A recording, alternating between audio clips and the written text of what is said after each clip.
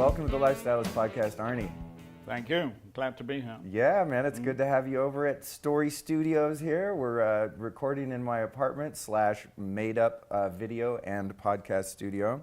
Those of you listening, Arne and I just spent the weekend, actually quite a lot of time. We hung out at the Bulletproof Conference in Pasadena. I don't know when this is going to air. It may be that the conference happened 6 months ago by the time this comes out. I have no idea at this point because I have so many shows in the can. But that's what just happened. So we're both, I can speak for myself, I'm pretty smoked after that experience. It was a very high energy event. So, you know, I'm glad that we're able to catch you before you go back to Denmark, which is obviously, we could do it on Skype, but that's never as fun. No.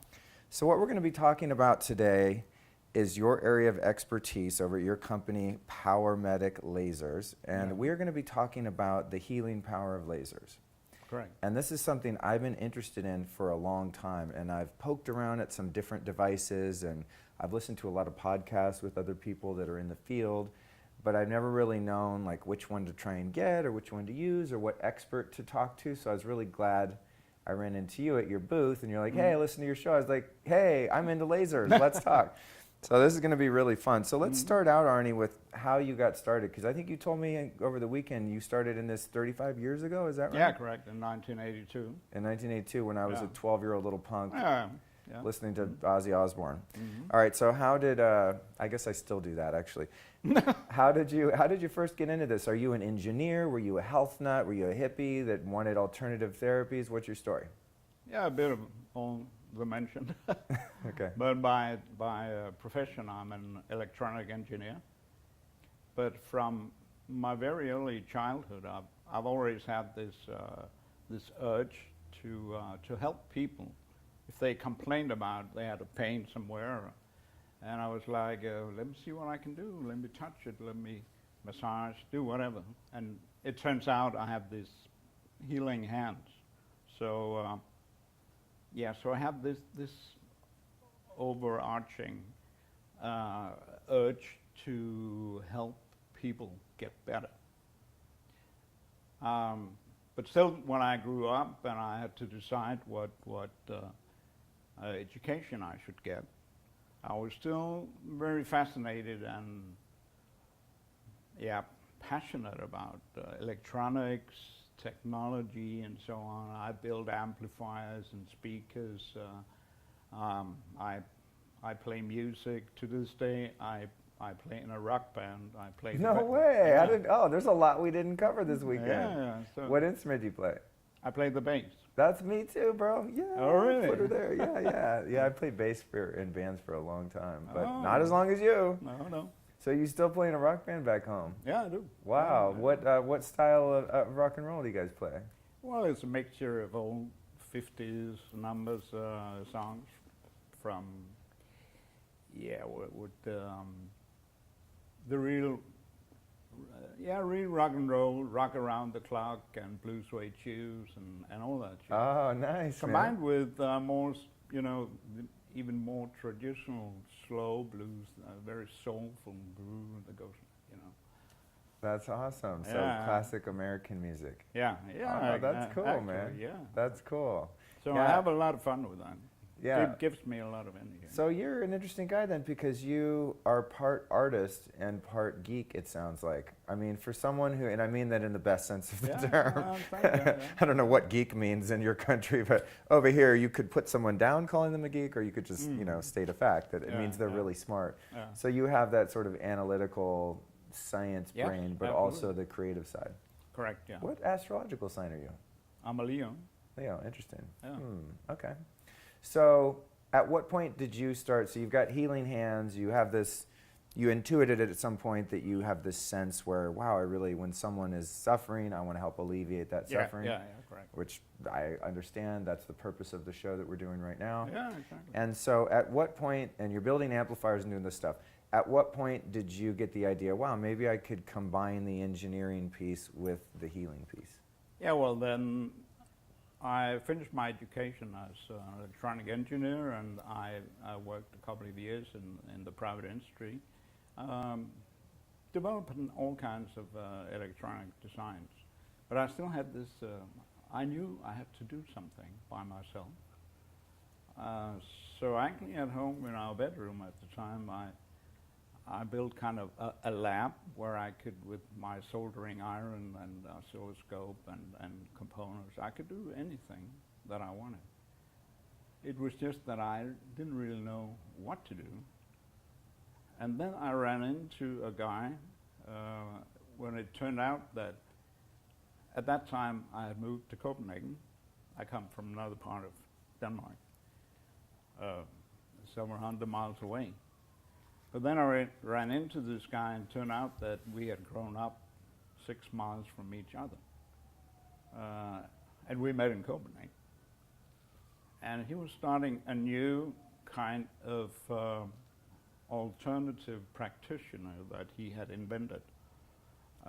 And he wanted his coming student to be able to do different things, and he wanted them to be able to use a technology that a German doctor developed in the mid-50s, where he is measuring acupuncture points very precisely. And from that, he can kind of use it as a diagnosis. So he would measure some select acupuncture points at all the meridians, and he would look at what is the average mean value, and then he would see that some of these acupuncture points, they will go way up compared to all the other ones, and some of them would go way down. And then he looked at the corresponding part of the body to that weird acupuncture point, and he would see, oh, there's something, actually a problem there. So he developed that into a diagnosis form called BFD, Biofunction Diagnosis. So this guy I met, he wanted these new students to be able to work with that technology. He wanted them to be able to stimulate these acupuncture points with electricity.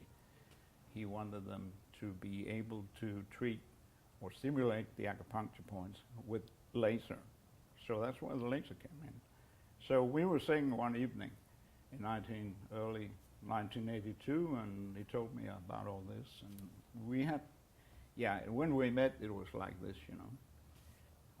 So we hang out all the time to the early hours and so on, and he told me about this, and he said to me at that point, when he explained all this, said, why don't you make such a machine? And I said, yeah, hell, of course. That's why I'm here. No problem. Let's make a laser, sure. Yeah, that's why I'm here. That's what I'm kind of been waiting for. Right. I've been prompted or prepared, or boom, it combined. You see, yeah, my urge and my geek side, you know, and so I went on and developed that machine within 4 or 5 months or so in my free time. And where, at that point, when this was so curious to me, I mean, I'm, you know, in my mid-40s, so I remember pre-internet. You'd have to go to the library to look something up. You could just, you know, click a few, you know, the keyboard and find information. So when you wanted to do that, I mean, you're in Denmark. You're not in, you know, the biggest country or city in the world where information. Was it difficult to find out the data? I mean, were you finding textbooks on engineering and lasers? How did you actually put the info together, and was it hard to find that? Yeah, it was very, very difficult. Did you have to mail away to other countries like Germany to get manuals and things like that? All that, yes. Ah, okay. Yeah, and information on the laser diodes and specifications. How do you drive them? How much current? How much blah blah, and so on. At any point, did you make a prototype that like burned someone's skin because it was too strong or anything like that? Because I think of the 1950s, like lasers were like spaceships would come down and shoot a laser beam into a building and blow it up or something. You know, it's like lasers to me have this potential for danger. I don't know if that's real or just old Hollywood stuff. Yeah, no. Very briefly, let me just explain that the laser is light amplification by stimulated emission of radiation. And the theory behind laser was invented by Albert Einstein in combination with Niels Bohr, who was a Dane, in the early, maybe 1930s or so. But at that time, so they developed all the theory about it, all the mathematical equations and what have you. But at that point in time, they didn't have the technology to build one. So actually, these guys, they went into their graves without knowing would it even work, you see. So it was not until 1960 that they were able to build the first laser, which was a ruby laser. And I can imagine, as being an engineer and all that, how exciting that must have been. So they take all these theories, put into this machine, and they have never done anything like that before, and they don't know if it's going to blow up in their face or anything. And then they turn it on, and they kind of, and beam, then they have the laser coming out of it. And it was like, yeah, it works. And what was the purpose of that first one? What was the intended use at that point? Well, yeah. The thing with laser is that it can be used for so many different things. And people could see that even before it was realized. And that's why today laser is used in the industry for cutting steel plates, for welding car bodies, for cutting nearly everything in the industry where they're making clothes. So I have the laser, then you have whatever you need to make a pair of clothes. It's A pair of pants, I mean. Yeah, to cut the pattern, sure. Yeah, laser cut. I'm familiar with that from my background. So all that kind of thing. So the definition then, as you said, to simplify it, is it's a very specific frequency of light, but it's amplified to a degree where it can penetrate, cut, burn, do all that. So it's sort of like one of those things that could be used for, to derive a positive benefit, which we're going to, of course, talk about with health, or something which technically would destroy something. I mean, you can burn a hole in something, or have lasers, going back to my 1950s UFO laser beam, have they ever been used in a military application or in any way that you're aware of to actually harm people? Or they're kind of hush-hush about that. Okay. He's like, I can't talk about that. Well, I don't know. Yeah. It's what you hear that it actually is quite impossible to make. I see. What they're talking about, a laser beam that goes 1,000,000 miles through the empty space and hits something. It's a little bit... so it's still science fiction for the most part. Yeah. Okay. Just curious, because I always like to stretch the boundaries of reality. Oh, I'm looking for like the weirdest news I can find. You know, actually, it's funny. Right now we have these fires in Northern California. Yeah. And my mom lives up there, so I've been monitoring that more so than I would in a normal situation. And lo and behold, I came across a few different theories that, in fact, some sort of lasers or something, a clandestine operation was at play via the U.S. military or government or something like that, as some sort of diversion to distract people from the Las Vegas shootings, because there are so many holes in the official story of what's going on there. It's definitely some funky stuff as far as that official narrative. So this was one theory, and it was just someone texted it to me, and I watched it on YouTube, and I don't know if it was a laser, but it was, I don't know if you've heard of HARP, this thing they have in Alaska.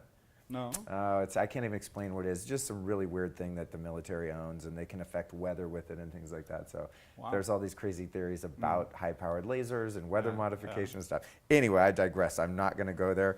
If you haven't heard of any of that and you say it's science fiction still, I'm gonna stick with your opinion on that. That's my understanding of it.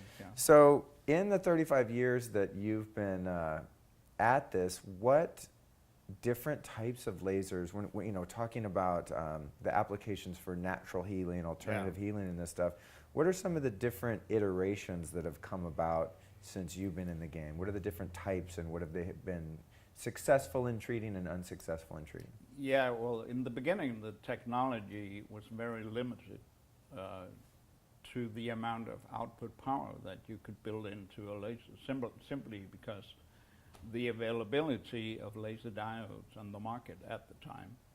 So even the first laser that I built in the first machine device was very low power. It was 1 milliwatt. But it was concentrated to a point for a stimulating acupuncture point, and it turned out it was quite good at that. So it was strong enough because it was it's such a strong subtle. enough for just this little tiny point, like a needle. Right. But it wasn't strong enough to kind of stimulate larger amounts of tissue, like we do nowadays. Right.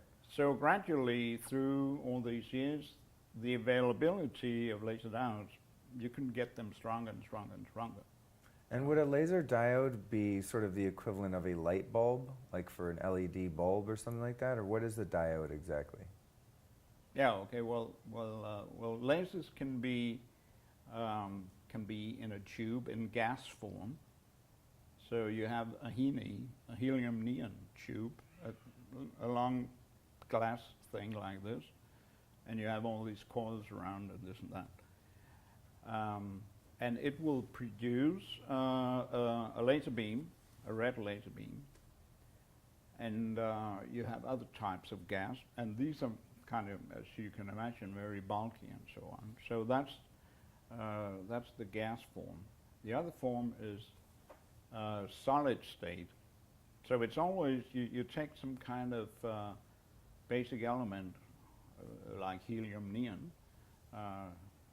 In the laser diodes that we use, it's just a silicon chip, very small, 1 millimeter by 1 millimeter or something. Wow.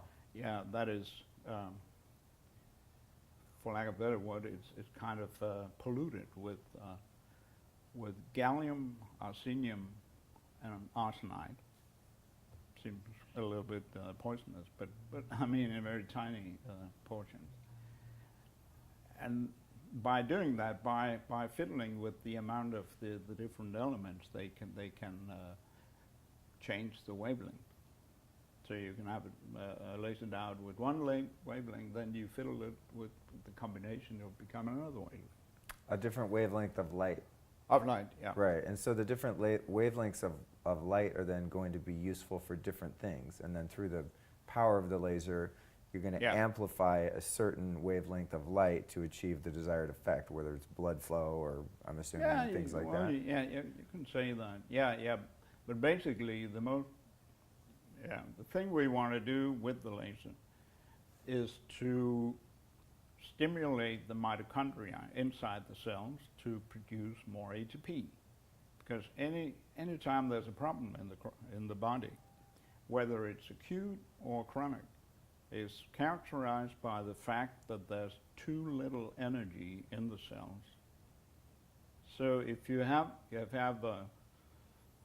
otherwise a healthy person and he sprains his foot or something, then the cells in that whole area will start working really, really overtime. Because all our cells in our body, and there's 37.2 trillion cells in our whole body. That's a lot of cells, right? And we have more than 200 different kinds of cells. We have skin cells, nerve cells, brain cells, you name it. But all of these cells are like a little engine that has to perform some function. And like any other engine, they need some fuel to do it.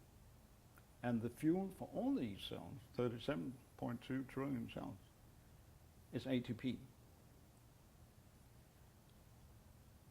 So the ATP is produced by the mitochondria inside the cells. So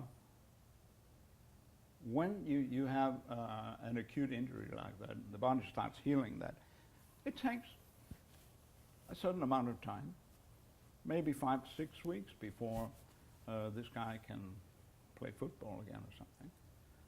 And what we see is that the healing is mostly not even complete after these 6 weeks, because more often than not, the function only goes up to maybe 90%, where it was 100% before. Because inside the tissue, you will have formation of some scar tissue. And when you start running again, playing football, this scar tissue, small little lumps of kind of unflexible, hard scar tissue will start irritating the tissue and the tendons and the tendon sheets where the tendons move back and forth and create new inflammation, new irritation, new swelling, new pain. And that's what I call an incomplete healing.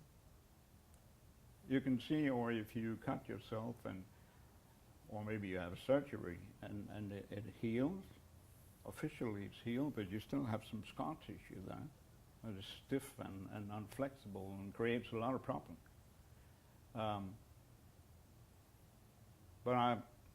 But when you look at the acute state, when we give laser therapy to heal up an acute injury like a sprain or something, we can see that it heals up 100% within a week, less than a week.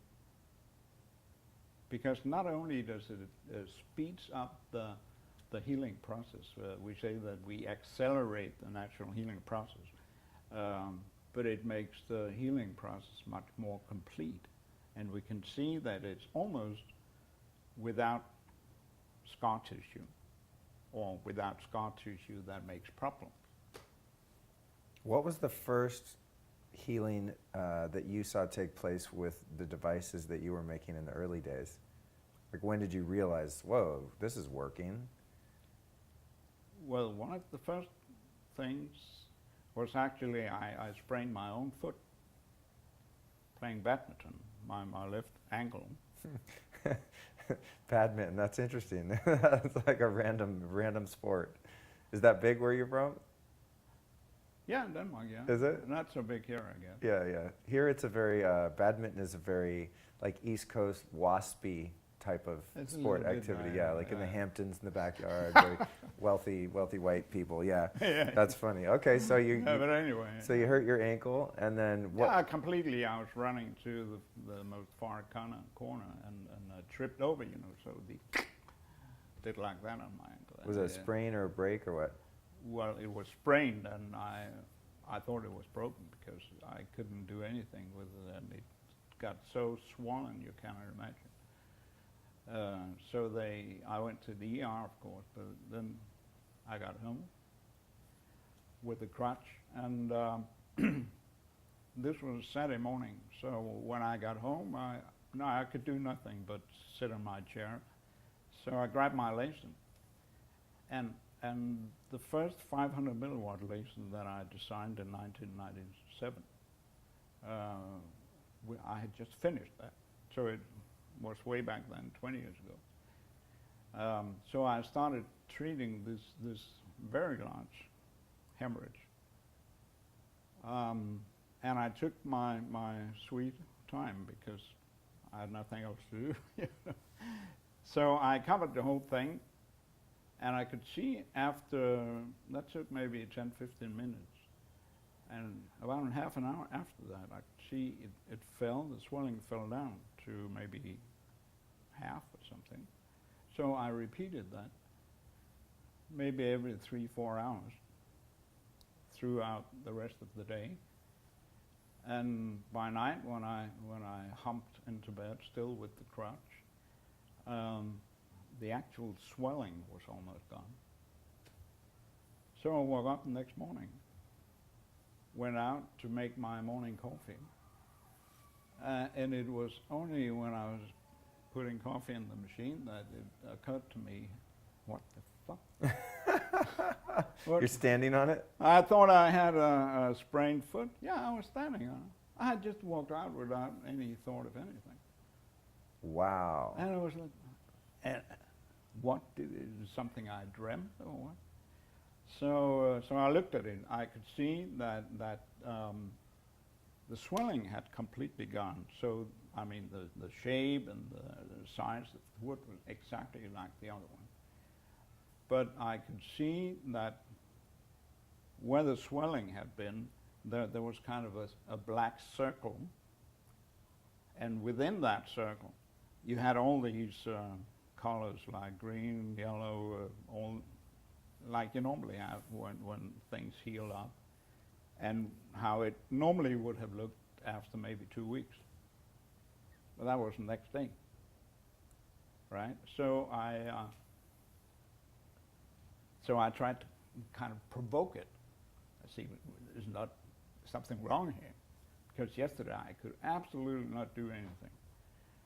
So I tried to all different kinds of ways to provoke it. I couldn't provoke any pain, and so this was healed in less than 24 hours.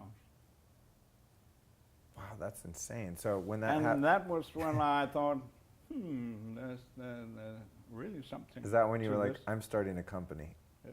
Is that No. when that happened, or had you already done that? No, I'd already done that. So you'd already like had a commercial laser thing going. Yeah.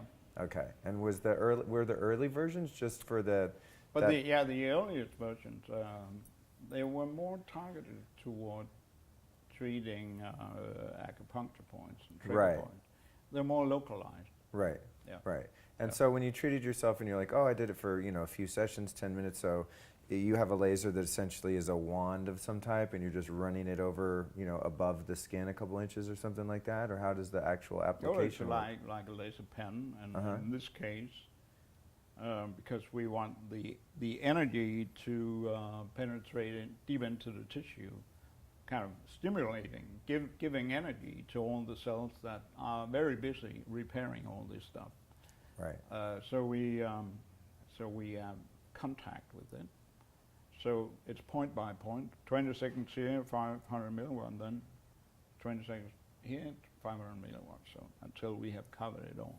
And how did you figure out the threshold of milliwatts that were tolerable, where you're not going to burn a tattoo into your skin or something like that? Yeah, well, I made different tests on that. So You did? yes. So you tested on something else, like before you try it Yeah. on your skin to Yeah, make sure yeah. that.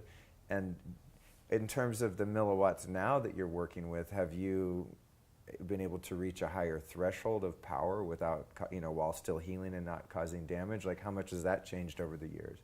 Well, actually, it's not so much because the 500 milliwatt is equivalent to the limit between class 3B lasers and class 4 lasers. Oh, what's this? Yeah. What's this class thing? Yeah, class is what all lasers in the whole world, no matter what they're used for, medical or otherwise, or laser pointers, anything, divided up in classes according to their output power, and, okay. and therefore their potential to make any damage, right?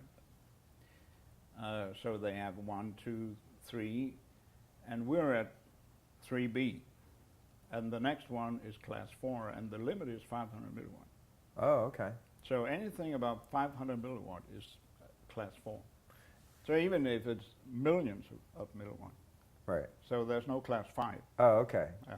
And then class 4 would not be used medically or for therapy. That's for cutting jeans or That's or, or making cars or something. Basically, yeah. And in the medical world, they have class 4 lasers have been used for surgery, for removing tattoos and unwanted hair, and fixing your eyes and all that. Oh, so those are class 4, like the LASIKs and all that kind of Yeah, stuff. so they are utilizing the fact that they can concentrate the power so much that they heat up the tissue so it evaporates or burns. Whoa, interesting. Yeah, so they are destructive lasers, Right. right? On purpose. Yeah, on purpose. Yeah. On purpose. Yeah. Yeah, but the latest few years we have seen some class 4 lasers that are used therapeutically. And what they do there, in order not to burn people, is they spread out the energy over a larger area.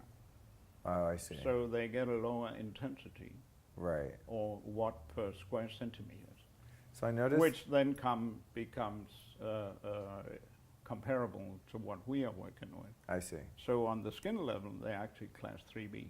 Oh, okay, I see. Yeah. Because it's more of a broad, focused area, broad area. Not Yeah, so instead of pinpointed. focusing, they spread it out by Right. some optics, Right. diverging optics. So I notice as we sit here, you guys listening, I'll give you the visual. You're wearing some pretty stylish spectacles. I got to say, they're pretty cool glasses. Okay. I recently had to start wearing glasses. So, Mhm. you being someone who knows a lot about lasers, is there a reason why you haven't undergone the LASIK surgery on your eyes so you don't have to wear glasses?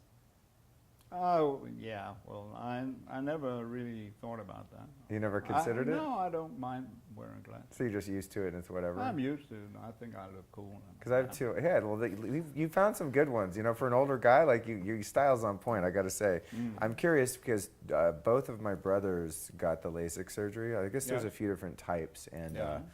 my brother Andy, he wore glasses. He was like a teenager, I think, if I recall right. So his eyes went bad really early on, and then he ended up getting the LASIK surgery and didn't really have any side effects or any issues, but it has gotten weaker. You know, the Yeah. positive benefits have kind of diminished over the years, whereas vision is still Yeah, it's kind of yeah. declining again. And then my other brother Cody, he got it done, and I think he did like the cheaper or faster version of it or something, and he's had a lot of problems with like his eye. He has to walk around with eye droppers. His eyes are always dry and stuff like that. So when my vision got a little weird last year, I was like, I'll wear glasses when I have to, and I try to just be make healthy choices with my eyes and exercise them and stuff like that. And Yeah, I heard know, some of these you have? not so good stories. yeah, about it seems a little dubious. I'm not sold Yeah. on the idea. that. And the thing is, when you get older, it's not only it's the ability for the eye to accommodate, as they call it. So change focus at different distances. That's what they tell me happened to me from looking at computers and phones close Exactly. up all the time. My eyes lost the ability to stretch back, or they are stretched out, I guess, essentially. Yeah. They've lost the ability to switch back to far away focus. Yeah, yeah. And I had this going on for like a year, Yeah. but I didn't realize it was happening, but I would Okay. I'd get very disoriented at night. Like it happened to me one night in New York City. I landed and I went to try to find something to eat, and I couldn't see any of the signs, and I was getting all confused and turned around. and then but I didn't realize it was my eyes. And then I came back to LA, and it started happening again. Someone said, "Dude, have you gone to an eye doctor?" I was like, "No, that's impossible. I'm the healthiest guy ever. Like my eyes are gonna last, till I'm 150." And I went to the doctor. He's like, "Yeah, dude, your vision sucks." Yeah. So yeah, it's unfortunate. But I'm not gonna do the lasers until they're totally vetted and people aren't having side effects. Yeah, exactly. So, what are some of the things that you've how long have you had this iteration of product? You have a couple different products I saw at the conference. You have this big, massive sort of panel. Yeah. It looks more of like what a practitioner would have in their Correct. therapy Yeah, office. yeah, And then a yeah. couple little like wand type ones Yeah. that they look like it's a flashlight or something like that essentially. So how long have you had the iterations of products that you have now? Like how many Well- prototypes did you essentially go through until you're like, okay, now we've nailed it. Like we got the right, the right frequencies, the right power. Like Yeah, we're getting results. How many different ones did you go through? Well, what we have now today, the pens, the laser pens you saw, I designed 5 years ago, but they were actually an upgrade or second generation of the ones I designed in '97. The one you healed your ankle with? Yeah. Oh, okay. So it was an upgrade from that, and the big one, the Giga laser, as we call it, it's around 10 years old. Oh, okay. Yeah. And let's talk about some, because this is where it gets fascinating. I mean, I want to cover the background because I'm just curious and I like to know how things Sure, work and yeah, where they yeah, came from. yeah, But yeah. we were talking about some results that you've been able to get, and especially the pregnancy one. That one was a trip. So I want to Yeah. talk about that. Yeah. What are some of the things that people are treating, the ankles and things like that? What are some of the other injuries or physical issues that people are getting results Well, you with? can say that that traditionally, since laser therapy emerged there in the 80s, early 90s and so on, has been mostly muscle and joint disorders, like the mechanics of the body. Right. On one side, the other thing is wound healing, leg ulcers, bed sores, and so on. Those are the two main areas. But nowadays, they have found that laser therapy is really good for treating the brain, like preventing Alzheimer's and Wow. dementia and Parkinson. Have they done any work with Alzheimer's and Parkinson's with people that already have it, where it's already, you know? That's what I hear. Become Yeah, acute? yeah. Oh, Yeah. that's interesting. That's interesting. Yeah, There's a guy. it's what I've seen in the literature that I study. Interesting. Yeah. So Okay. that's another area, and it could be we treat psoriasis, cold sores. Cold sores disappear from one day to the next. No way, really? Yeah, yeah. Wow, that's funny. A friend of mine was just talking about those a couple days ago and how annoying they are. Thank God I've never had one, but Yeah, me too. So I hear that Okay. when you get this cold sore, the day before you feel a little tingling. And you know that from experience, tomorrow I'll have this cold sore. But if you treat it with the laser at that time, when it's only a tingling, it will never come out. wow, Yeah, damn, that's cool. yeah. So, okay, so joints and knees and skin issues, eczema, all this kind of Yeah, stuff. yeah. Is there, I find with more fringe or alternative treatments or technologies that I'm always shocked that they aren't the things that are just being used all the time. I'm like, if I go to a dermatologist with eczema or cold sores, they're not going to be like, oh, hey, go spend a couple grand on this laser and you can just fix it yourself. They're going to say, oh, let's put this cream, let's take these pills, let's do this surgery. It's really frustrating to watch like things that things work, and that's one of the things I love about having this show is because I go, aha, I found you can fix yourself. You know, you have more of like you have autonomy and you have power to actually have control over your own healing in many cases. Is there pushback from the mainstream that, you know, the drug and surgery sort of model of sick care or health care? Is there pushback against, I mean, I know there's pushback against a lot of alternative therapies. Yeah. A, because they work, B, because some of them might be snake oil and not work, and they're, you know, FDA wants to make sure that that doesn't get out. Is there a lot of difficulty getting the word out about lasers? Is there pushback from the traditional medical industry? Yeah, yeah, absolutely. Is there? What's that look like? Well, the thing is that the medical industry, hospitals and everything, are extremely conservative, and they have this that they want so and so many clinical trials on so and so many people. That's what they say, but I have no doubt that there's something going on behind the scenes, because it's not in the interest of big pharma to find a way to heal your psoriasis, your eczema, your this and that. So they don't sell the medications. Right. That's, yeah, I'm quite sure. I know this is kind of conspiracy theory, but still, because you would think that, and many people ask that, but if it's so good, why isn't it used everywhere? Yeah, yeah. Yeah.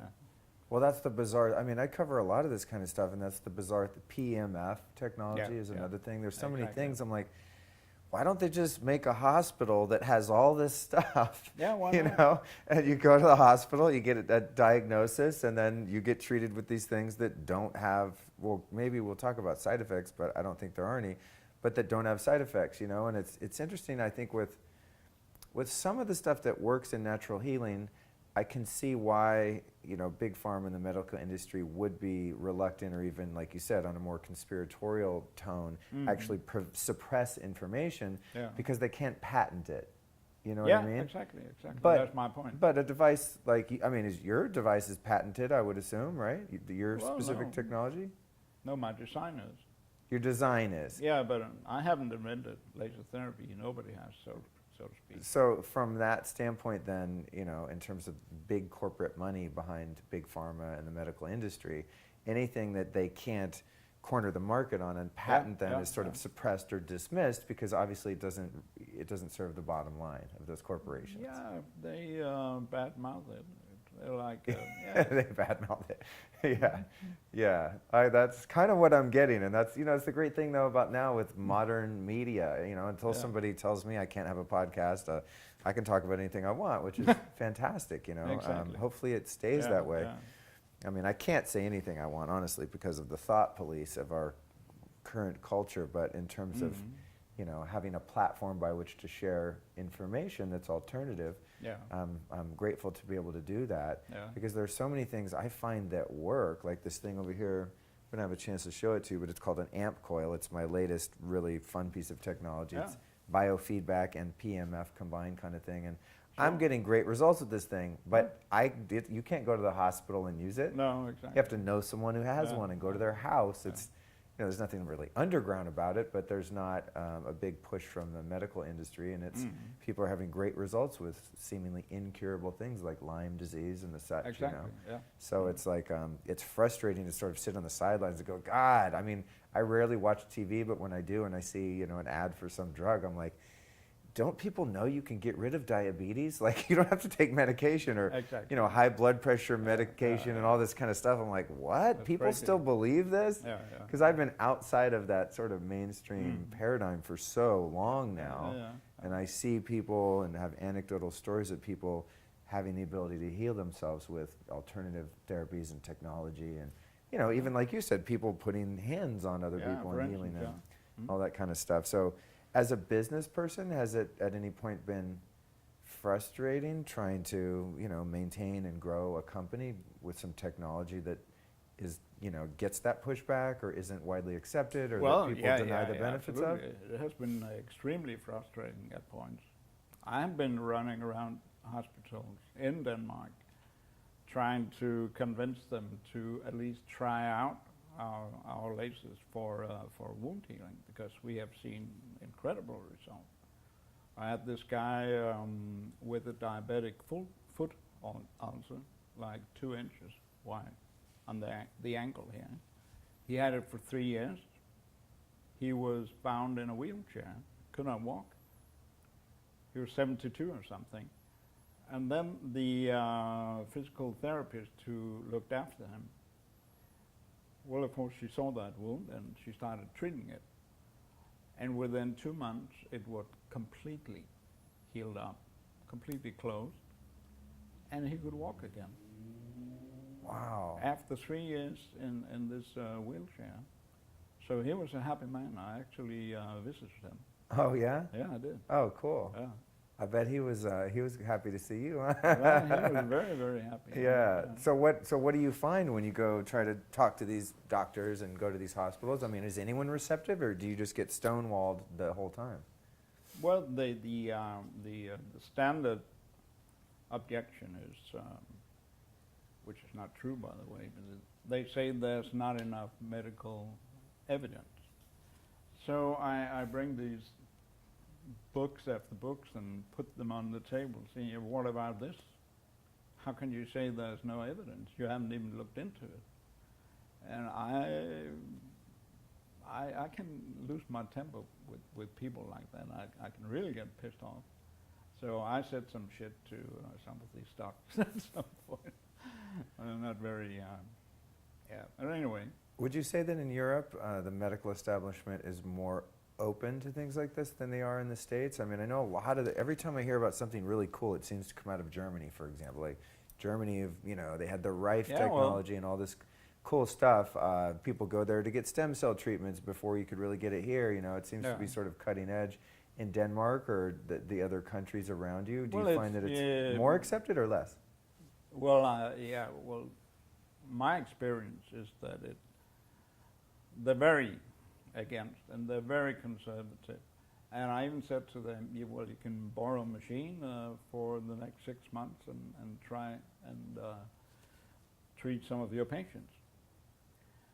And then they say, yeah, but that's not ethical because we don't really know if it's working and so on. And I was like, what?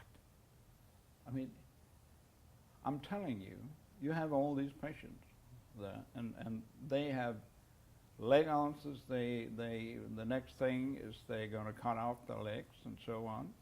And I tell you, we have something that could help them save their leg. And you say that would be unethical. It's the other way around. And I was like, That's the inverse reality Yeah. we live in, man. It's like things are literally backwards. Yeah. It's like, no, it's unethical to heal someone. Wait, what? That's Yeah, got to be yeah. that's got to be frustrating. very It's frustrating to me, and I don't even make anything. You know, I just like talk for a Yeah, living. yeah, But yeah. talking to so many people like you, I'm like, God, you know, how do you? So how do you work through the frustration of that? I mean, do you just, you know, at the end of the day, you put up a good fight, and if things don't get over, you kind of just move on, or what? I had to let it go. Yeah, I had to let it go because you can't win all yeah, fights, so you better pick the fights that you can win. right. So you just So- go back to going through the channels and avenues of people that are receptive, where you're getting results. Yeah. Well, and at least in Denmark and Europe, you have the hospitals on one side, and that's impenetrable. And then you have all the clinics, private clinics, with physical therapists, chiropractors, massage therapists, whatever. And they run a business.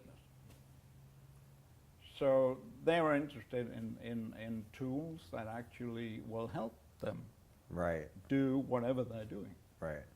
So they're much more accepting. They were not 20, 25 years ago, they were not, but now they are. Well, you must feel vindicated to be like Oh, yeah, committing yeah, your yeah. life work to this, and finally, You can at say- least there are, you know, Yeah. one group of people, even albeit, you know, a smaller Yeah, group, some yeah. sort of a subculture of sorts that are open to this kind of Yeah, stuff. so it's kind of sneaking backways into the hospital because the physical therapists working in the hospital, they're even demanding. Oh, interesting. They're demanding if I accept your job offer, I want you to buy a laser from Paramedic. Oh, wow. Yeah. So Read about that. so the physical therapists are sort of like double agents, because they're Yeah. working with the private clinics, and some of them are alternative practitioners, but they Yeah. also still do office hours at the hospital. Yeah, well, they get another job, they get Yeah, a job offer, and That's cool. yeah. That's cool. Good for you. Yeah. So I want to talk about this pregnancy Oh, yeah, absolutely. experiment, and any other clinical trials that you've observed or have held, or I want some more, you know, valid, mind-blowing stuff, because I'd love for people to walk away from this episode going, wow, I really want to check this out. So Yeah, give me your best pitch on it. Yeah, well, well, the thing with the fertility is something we stumbled upon. One of our customers did 5 years ago in Norway, where she got a patient in for some traditional muscle stuff, and she asked the big giggle laser, and they started talking about this and that, and the patient told the practitioner that they had tried to become pregnant for the last 6-7 years without any luck. They decided to adopt. They were in that whole process, and all of a sudden it fell apart. So they didn't get that child anyway. So the practitioner told the patient, well, I was recently at a conference where I heard something about laser therapy being able to somehow normalize the function inside the reproductive area. So you want to try that? And of course she said, yeah, I mean, I want to try everything. So she got 2 or 3 treatments, and lo and behold, she called up 3 weeks later and said, hey, I'm pregnant. Wow. And today that's a healthy boy, as far as I remember, 5 years old now. So I thought that was, wow, that's really interesting. So I put it in my newsletter that I sent out to my customers, and suggested to the other Giga Laser owners to try the same. Are these mostly practitioners, the one that own the bigger model? Yeah, practitioners. Giga Laser, is that what it's called? Yeah, Giga. Okay, Giga, okay. Yeah. So a few of them started to do that, and slowly one here and one there and so on. And specifically, one of the clinics got so excited about this because she's a physical therapist, and from the beginning she didn't want to hear about it. So it was actually a friend of my daughter's sister, long story, who had heard about this, and they were trying to become pregnant and they couldn't. So my daughter asked me, so when Maria, she wants to get pregnant, where can she get this treatment? So I said, well, you can do it at this clinic. But the practitioner there, she said, I don't want to do that. I don't believe in that. I'm a physical therapist. I don't have any business in that area. But she was so persistent. So in the end, she said, yeah, all right, well, come on, I'll give you the treatment. And she got pregnant. Wow. And the physical therapy, she didn't even believe in it. She didn't even want to look at her or anything.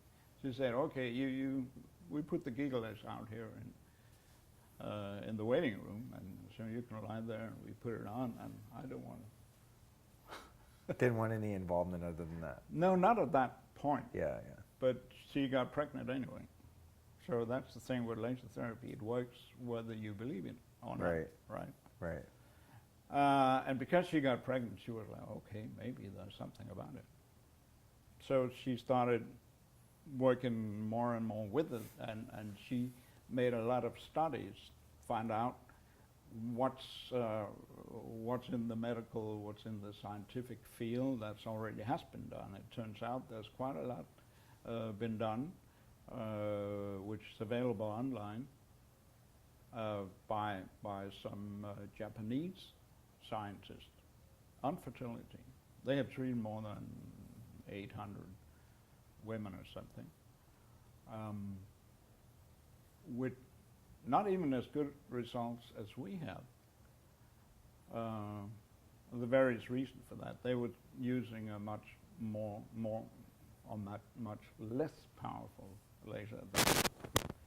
So anyway, in total, now as we counted maybe a couple of months ago, we have treated more than 300 women who all have been told, more or less, that you can forget about having your own child. Now, we have tried everything. We have tried IVF and insemination, hormones, blah, blah, blah, you name it, acupuncture. They've tried everything. Spent $100,000 and so on. So they have been given up upon. So 300 of these kinds of women. Many of them, the oldest one that got pregnant was 48. Oh my God, dude. Yeah. Whoa. So they come to this Giga laser treatment, and 2 out of 3, which is 200 women, became pregnant. So 200 out of 300 total. Yeah. That's insanity. And yeah, because they have been given up upon already. yeah. So that's even the more insane thing about it. Right. So it wasn't just like, oh, they tried a couple times, it didn't work, and then they didn't try anything, and then just came into the laser and it worked. They already been through the whole system of trying every other thing possible. Yeah. Wow, dude, that's crazy. And That's so, really. so with that infertility issue, then is the woman then, having the device used on her abdomen, Yes, like yes. to penetrate the reproductive organs? Yeah, precisely. And for how long is like a typical session, and how many would they generally do of those sessions?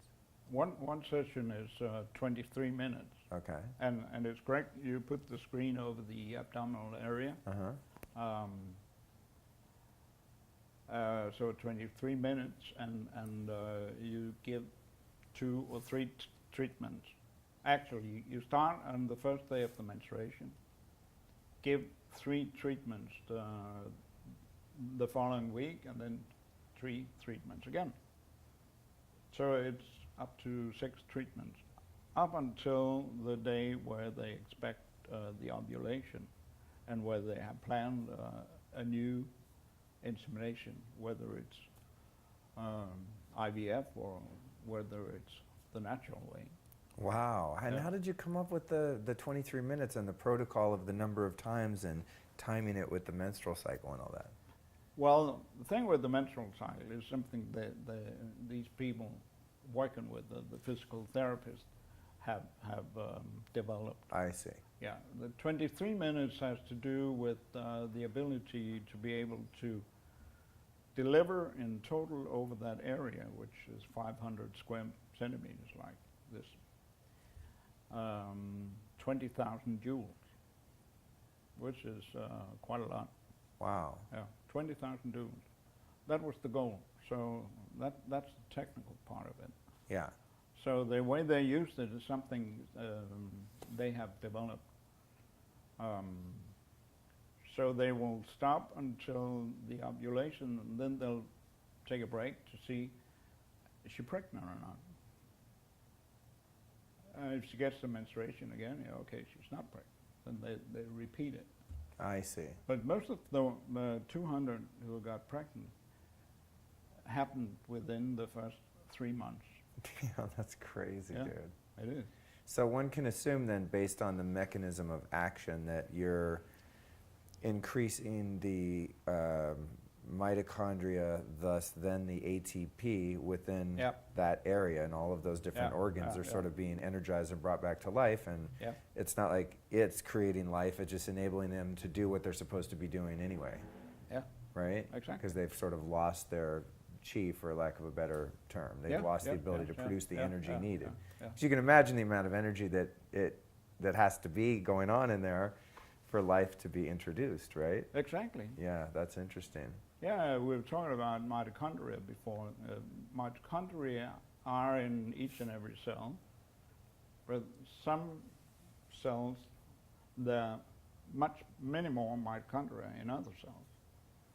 So in our brain cells, there's up to 10,000 mitochondria inside one cell. And there's only one area where there's more mitochondria in the cells, and that's the female productive organ. No way. Yeah. Interesting. I Yeah. didn't know that. Much more than I always think about the 20,000. brain and the heart. Yeah, yeah. That's trippy. Yeah. So that makes perfect sense then. Yeah, so when there's too little energy, too little fuel in all the machinery that is needed to Yeah. to make a new life, right? What about for men? Have there been any experiments with Oh, men yeah. who are Yeah. what are they? It's not called impotent. That's when you can't get it up. I guess would men be infertile, or what does it mean? How do you Yeah. medically say it when a guy's shooting blanks? That's how I say it. Well, I guess they would call them infertile, yeah. Infertile. Okay. Yeah, Have there been examples? Absolutely, yeah, yeah. Wow. So, and that's very extraordinary as well, because you don't need very much.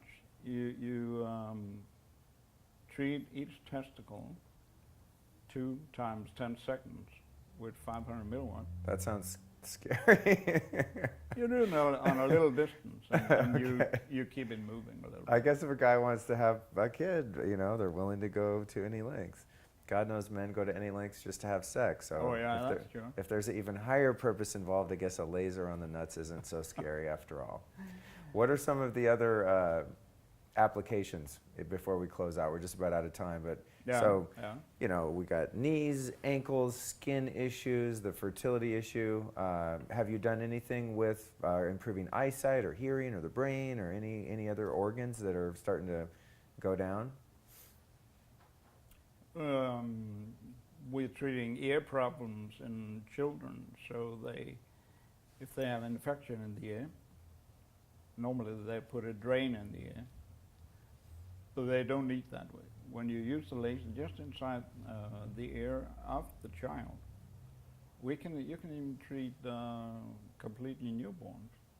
Wow. Without a problem. Wow. Yeah. There are places where they are experimenting with combining stem cells and laser therapy. Ooh, I like this. So, because the stem cells, you put them in and you expect them to do their job, and hopefully they do. But if you combine that with laser, put a lot of laser energy into it, you will increase it even more and make the good results come much faster. That's cool. Yeah. I want to do that on something. Yeah. So I did a show a few episodes on stem cell therapy, and I'm fascinated by that. Fantastic. Unfortunately, it's still quite expensive. You know, it's for the not for the faint at heart or the thin and wallet. Mm-hmm. But yeah, I like the idea of, and that's something I do with biohacking stuff. Is I like to stack different technologies that I have found to be compatible, so you can kind of you know, maximize the results of each one, or if nothing else, just save yourself time. You know, so. It's like if you're going to spend 10 or 20 minutes treating yourself with some device, why don't you just do 3 things at once and save yourself some time to do whatever you're going to do later. So what's next for you and the company? What do you guys have going on? Any plans for expansion, new technology, devices? What's next for you? Well, we're looking at some new devices, further improvements of the existing ones, and some that are for specific areas. We have the handhelds, we have the big screen, stationary doctor's office thing, and we're looking at something in between, size-wise, covering a little bit larger area. With the company, we are looking at expanding on new markets, like the US, for instance, and making laser therapy available for many more people. Awesome, man. Great. I support you in doing that, and I'm glad we're able to catch you while you're here to help facilitate that. You're going to have, I don't know, 100,000 people or something in the next couple months hearing this. So, you know, I think you're on point though. Really, in terms of marketing, just as an aside, is that this biohacking thing is just blowing up because people. It's becoming more mainstream, and a lot more people are awakening to the fact that there are alternatives to the getting old and aging and getting sick and then taking drugs and surgery. I mean, it's not just like hippies and weirdos anymore that understand that this other paradigm of healing and medicine exists. It's becoming pretty widespread, and I think it will continue to do so exponentially due to the fact that we have media like we have. We have free media for the time being, and so you have these conferences and podcasts and YouTube videos, and you know, of course, that also allows for a lot of stuff that maybe lacks, you know, validity. But if someone's, I think if someone's discerning, like I believe that I am most of the time, having been into this stuff for a while, if you're discerning and you know where to look and what to look for, I think you can pretty much heal yourself of just about anything now if you're open-minded and diligent enough, and in some cases rich enough, unfortunately. But also the technologies are getting less expensive. I mean, I've seen stuff over the years where I remember there was a laser a few years ago I was looking into, and I heard some great results about back pain, and that's something I've had for a long time. So I looked into it, and it was like $30,000, you know, but they only had the practitioner model, you know, for a chiropractor, natural healer or something, and but that's going back 10 years, you know, so now you probably get similar technology for a couple $1,000s or something. So I think as the demand increases, you're able to, right, you're able to bring the price down. It's kind of coming out to the private individual. Right. Yeah, because more of us I want to do it myself. I don't want to necessarily go down to the natural healing clinic down the road and pay $250 a visit. When I can have a couple units of whatever it is in my house and just do it myself. Have my goddamn friends come over, I'll charge them $200. No, I'm just kidding. My house, like when anyone gets sick, they come over here, they're like, what do you got, man? Give me some supplements, get me on the technology. I'm running my own little free clinic here, which is annoying and fun at the same time. Yeah, so maybe one of these days I'll add laser in there, and I'll get someone on the biomat and the amp coil and laser them and just do everything at once. All right, man, well, I want to thank you so much for joining me today, and thank you for finding the time before you fly back overseas. In closing, I'd like to ask you my final question. It's a three-parter. You've taught me a lot about life, a lot about lasers today, as well as the audience. Who have been three teachers or inspiring people or philosophies or teachings that have helped form your body of knowledge in your work? Well, I think I need to mention Tony Robbins, that I admire a lot. There's a spiritual teacher who lives down here in Southern California called Bodhi Jeffries, who has taught me a lot. And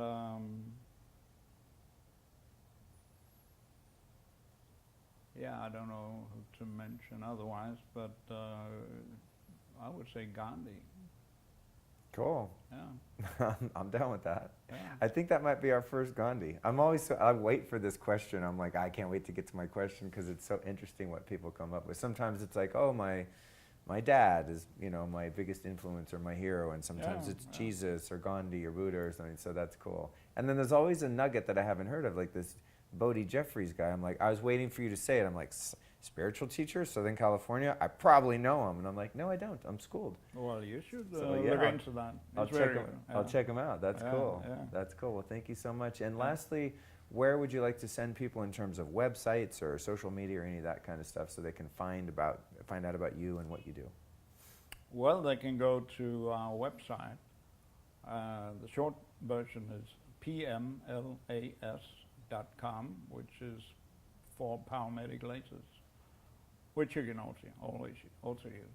PowerMedicLasers.com. Got it. And we're going to put that, of course, folks, in the show notes. And you know how to get the show notes. Go to lukestorey.com, sign up right on the homepage, and I'll email you every damn episode I ever do and everything we talk about, including this one here.